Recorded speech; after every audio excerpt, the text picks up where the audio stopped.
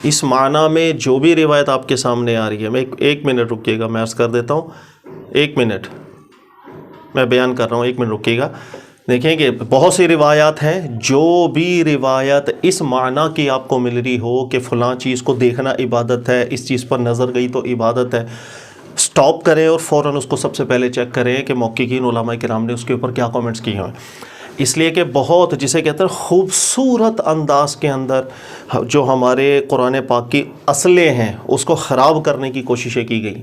اس کی بہت سی روایت ہے، میں چند مثال دیتا ہوں آپ کو۔ جیسے ایک تو آپ نے ابھی بیان کی کہ النظر الی الکعبہ عبادہ، کعبے کو صرف دیکھنا، اس کی طرف صرف نظر کرنا بھی عبادت ہے۔ بالکل یہ روایت ثابت نہیں ہے، آپ محققین علماء کو اسٹڈی کر کے دیکھ لیں، یہ روایت بالکل ثابت نہیں ہے، بلکہ اس کے اوپر بہت سے علماء نے ذکر کیا کہ عبادت قرار دینے کے لیے آپ کے پاس ایک اصل ہونی چاہیے۔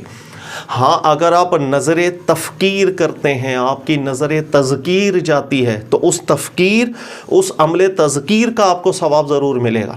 ہم پھر بھی یہ نہیں کہہ سکتے کہ صرف نظر کرنا عبادت ہے، یہ ایک بڑی چیز ہے، قرآن میں اس کی اصل موجود ہونی چاہیے، ایسی بالکل کمزور روایات سے استدلال نہیں بن سکتا۔ اس کی دوسری مثال ہے النظر الی وجہ علی عبادہ، حضرت علی کے چہرے کو دیکھنا عبادت ہے۔ جھوٹی حدیث ہے، اپنے مقاصد کو حاصل کرنے کے لیے روایت گڑی تھی۔ آپ پڑھ کے دیکھ لیں، امام ذہبی کو پڑھیں، موضوع قرار دیا۔ آپ اس کے علاوہ محقق البانی کو دیکھ لیں، علامہ شوقانی کو دیکھ لیں، جتنے بھی بڑے ہمارے ابن جوزی کو دیکھ لیں، سب نے ذکر کیا یہ روایت موضوع ہے، اس لیے کہ جو شرارت ہے پیچھے اور اپنے مقاصد کو حاصل کرنے کے لیے ایسی روایتیں گڑھی گئیں۔ اچھا، اس کے علاوہ میں ابھی چند چیزیں جو مجھے حافظے کی بنیاد پر ذہن میں آتی ہیں میں آپ کو بیان کر دیتا ہوں، اس کو چیک بھی کر لیجئے گا۔ اسی کی ایک اور مثال ایسی ہے کہ اگر انسان النظر الی الوالدین، اگر والدین کو دیکھا تب بھی ثواب آپ کو ملے گا۔ اچھا، اس کے اندر بھی دو طرح روایتیں آئی ہیں کہ صرف والدین کی طرف نظر کرنا عبادت ہے، اور ایک روایت کے اندر آیا ہے کہ والدین کی طرف نظر کی جائے تو ایک حج مقبول کا آپ کو ثواب ملے گا۔ تو پھر پوچھا گیا کہ اگرچہ دن میں 100 دفعہ بھی نظریں چلی جائیں، تو جواب ملا کہ بالکل 100 دفعہ بھی نظریں پڑھ، لیکن یہ روایت بھی جھوٹی روایت ہے۔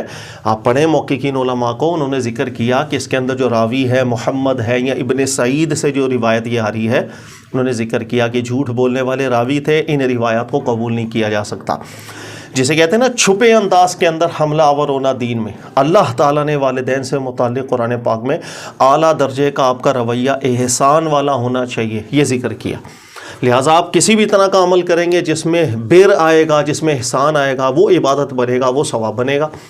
اب اس کی یوں مثال دیکھیں کہ ایک شخص ہے، وہ بیٹھا اپنے امی کو دیکھ رہا ہے اور دیکھی جا رہا ہے، ثواب ملی جا رہا ہے، پھر سوال فوراً کر دیں، وہی والدہ اس کو کہیں کہ بیٹا میرا یہ فلاں کام کر دے، اور وہ کام نہیں کر رہا، وہ کہہ رہا نہیں جی میں بس حج کے ثواب لیتے چلے جاؤں، اب وہ خود بھی منع کر دیں گے، آپ کہیں گے یہ کون سی نظر ہے جو عبادت بن رہی۔ تو صرف دیکھنا والدین کو 100 حج کا ثواب مل جائے گا، یہ روایتیں ثابت روایتیں نہیں ہیں، جھوٹی روایتیں ہیں، یا ضعیف جداً کے اس کے اوپر کامنٹس ہیں علماء کرام کے ایسی روایتوں سے کہ عبادت کی اصل ثابت نہیں ہوگی۔ اصل کیا ہے جو قرآن نے ذکر کی؟ وَاخْفِضْ لَهُمَا جَنَاحَ الذُّلِّ، ماں باپ کے لیے اپنے پر جو ہے وہ بچھا کے رکھیں، عاجزی کے پل پر بچھا کے رکھیں، تواضع کے پر بچھا کے رکھیں، نرمی کے پر بچھا کے رکھیں، یہ ہے جو اصل قرآنی۔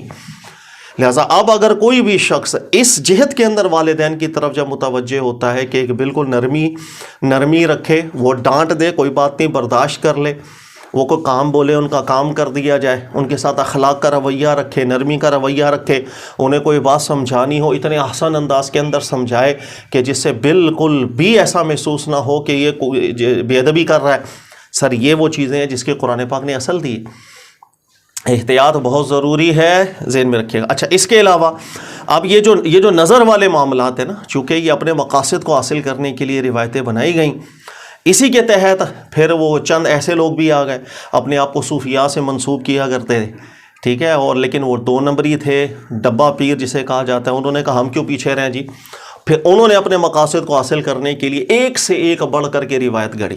مثال کے طور پر ایک روایت ایسی آ جاتی ہے کہ آپ نے سنا ہوگا کہ انسان جس وقت کسی خوبصورت چہرے والے کو دیکھے گا اس کی نظریں تیز ہوں گی، یہ بھی روایت اللہ کے نبی صلی اللہ علیہ وسلم سے نعوذ باللہ من ذالک کی منسوب کر دی گئی۔ اس معنی کی اور بھی بہت سی روایتیں، اس کے علاوہ اور بھی بہت سی روایت، النظر الی وجہ الجمیل عبادہ، خوبصورت چہرے کو دیکھنا بھی عبادت ہے. اپنے مقاصد حاصل کیے گئے، اس لیے کہ وہ تاڑنے کی راہ کو ہم ہموار کر لیں کہ بھائی میں کسی کو اگر تاڑ رہا ہوں تو کل کو کوئی میرا مرید دیکھ لے اور بولے مولانا صاحب اتنی زبردست گہری نگاہوں کے ساتھ آپ جو ہے نا تاڑ رہے ہیں کسی کو، تو میں فوراً بیان کر دوں آگے سے کہ ہاں اللہ کے نبی علیہ السلام سے بات آتی ہے خوبصورت چہروں کو دیکھنا بھی عبادت ہے. تو میری نیت بالکل بری نہیں ہے، دل میرا بالکل صاف ہے، میں تو ایک عبادت کی غرض سے دیکھ رہا ہوں. پھر اس کے علاوہ اور بھی روایتیں بیان کی گئی ہیں کہ سبزہ دیکھو تو آنکھیں تیز ہوتی ہیں، خوبصورت چہروں کو دیکھے تو آنکھیں تیز ہوتی ہیں. یہاں تک بھی صبر نہیں کیا گیا، پھر یہ روایت بھی گڑھ لی گئی کہ خوبصورت چہرہ اس کو دیکھنا بھی عبادت، اور اللہ چہرے کی خوبصورتی جو رکھتا ہے اس کو جہنم کی سزا بھی نہیں دے گا. بالکل قرآن پاک کے مضمون کے خلاف یہ روایتیں تھیں. اللہ تعالیٰ کے نزدیک رنگ نسل کی حیثیت نہیں. اللہ نے قرآن میں واضح فرمائی ان اکرمکم عند اللہ اتقاکم، کس کے دل میں تقوی زیادہ ہوگا، پرہیزگاری زیادہ ہوگی، یہ اہمیت اللہ کی بارگاہ میں رکھتا ہے. یہی اللہ کے رسول پاک علیہ السلام نے اعلان فرمایا تھا کہ کالے کو گورے پر کسی کو کوئی فضیلت حاصل نہیں ہے، تقوی کی بنیاد کے اوپر اللہ کی بارگاہ میں فضیلتیں ہوتی. نسب کی بھی کوئی فضیلت نہیں ہوتی. ایک شخص متقی ہے اور نسبی لحاظ سے آپ اسے بولیں وہ گھٹیا نسل کا ہے، اور ایک شخص ہے وہ اپنے آپ کو چاہے کہہ رہا ہو کہ بہت بڑی نسل سے اس کا تعلق ہے، تقوی اس کے پاس ٹکے گا نہیں ہے، تو اللہ کی بارگاہ میں اس کی قدر ہوگی، اس کی قدر نہیں ہوگی. تو یہ وہ اصلیں ہیں جس کو اپنے ذہن میں رکھیں کہ جس ٹائپ کی روایتیں اکثر آتی ہیں، کعبے کو صرف دیکھنا عبادت، والدین کو صرف دیکھنا عبادت، حسین چہرے والوں کو صرف دیکھنا عبادت، ٹھیک ہے. اور اس کے علاوہ ایک یہ بھی روایت آتی ہے غالباً قرآن کو صرف دیکھنا عبادت، اور بھی اس معنی کی جو روایت ہے، ان میں سے کوئی بھی روایت ثابت نہیں ہوتی ہے. محققین علماء کو آپ ہمیشہ مطالعہ کے اندر رکھیں، اور روایات کے باب کے اندر خاص طور پر شرارت پسند لوگوں نے بہت کچھ کیا ہوا ہے، ٹھیک ہے. یہ چلتی ہے، آپ بالکل ٹھیک کہہ رہے ہیں. یہ جو روایت ہے والدین کو صرف دیکھنا حج مقبول کا ثواب ملتا ہے، لیکن صرف دیکھنا عبادت نہیں، ان کے لیے ان کے ساتھ احسان کا سلوک کیا جائے گا. ان کی طرف جس وقت آپ نرمی کے ساتھ متوجہ ہوتے ہیں وہ عمل آپ کا نیکی بنے گا. تو اللہ کے نبی علیہ السلام سے کیا چیز ثابت ہو رہی ہے؟ پہلے اس چیز کی تحقیق ہونی چاہیے. اگر یہ تحقیق نہیں ہے پھر وہ یہ شعلہ بیان کو جسے کہتے ہیں نا تڑکا دینے کے لیے آپ ایسی روایتیں سنائیں گے تو ٹھیک ہے جی، سناتے چلے جائیں. اب یہ دیکھیں النظر الی الکعبہ عبادہ، نظر کرنا کعبے کی طرف عبادت ہے. یہ میں چند جملے پڑھا رہا ہوں، اسے سنیے. جامع صغیر کی بھی یہ روایت ہے، غالباً مسند دارمی کی بھی ہے. ضعیف جداً کے کامنٹس علماء کے آپ کو ملیں گے. اچھا آگے دیکھیں، کہہ رہے ہیں وَمِنَ الْعَجِيبِ ان الذین قالوا النظر الی الکعبہ عبادہ. کہہ رہے ہیں بہت تعجب ہے کہ یہ جو قول منقول ہو جاتا ہے کہ صرف نظر کرنا بھی عبادت ہے. کہہ رہے ہیں وَهَذَا تعلیل یحتاج الی دلیل. کہہ رہے ہیں یہ جو علت بیان کی جا رہی ہے صرف دیکھنا عبادت، کہہ رہے ہیں کہ محتاج ہوگا دلیل کے لیے. کہہ رہے ہیں لِأَنَّ إِثْبَاتَ أَيِّ عِبَادَةٍ لَا أَصْلَ لَهَا مِنَ الشَّرْعِ فَهُوَ بِدْعَةٌ. اور اس لیے کہ ہر وہ عبادت جس کی ہمارے دین میں اصل موجود نہیں ہوگی تو وہ بدعت بن جائے گا. لیکن چونکہ جو چیزیں شعائر اللہ میں داخل ہیں، جملے پہ غور کیجیے گا، ولیکن اذا اقترن النظر بالتفکر فی البیت. لیکن کعبۃ اللہ شریف کی طرف انسان جس وقت نظر تفکر کرتا ہے اور اس کی جو ہیبت اللہ نے بنائی ہے، شعائر اللہ میں سے جن چیزوں کو اللہ نے قرار دیا ہے، جب اس کی طرف دیکھتا ہے، اس کی ہیبت کی طرف تفکر میں جائے گا تو یہ جو اس کا عمل بنے گا. آگے کہہ رہے ہیں وما جعل اللہ لہ من المحابہ والتعظیم. اللہ تعالیٰ نے اس گھر کی جو ہیبت اور تعظیم رکھی ہے، تو یہ جو تفکر کا عمل ہوگا، کہہ رہے فہذا تفکر یصاب علیہا، اس تفکر کے اوپر اس کو ثواب دیا جائے گا. اس لیے کہ اب وہ مشروعات میں داخل ہو گیا، اب وہ اس چیز میں داخل ہو گیا جس کی اصل قرآن پاک نے ذکر کی تھی. ٹھیک ہے، تو یہ باریک وارداتیں ہوتی ہیں، ان باریک وارداتوں سے بچنا چاہیے، یہ بہت مسئلے ہیں. اس طرح دیکھیں آگے کہہ رہے ہیں ما اختلقوہ اصحاب الشیاطین.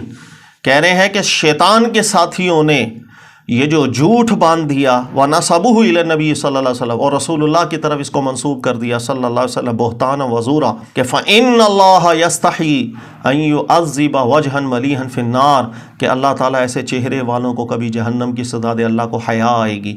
تو کہہ رہے ہیں کہ نہیں، یہ جھوٹ باندھا گیا ہے اللہ کے نبی صلی اللہ علیہ وسلم کا مبارک اور مقدس نام لے کر.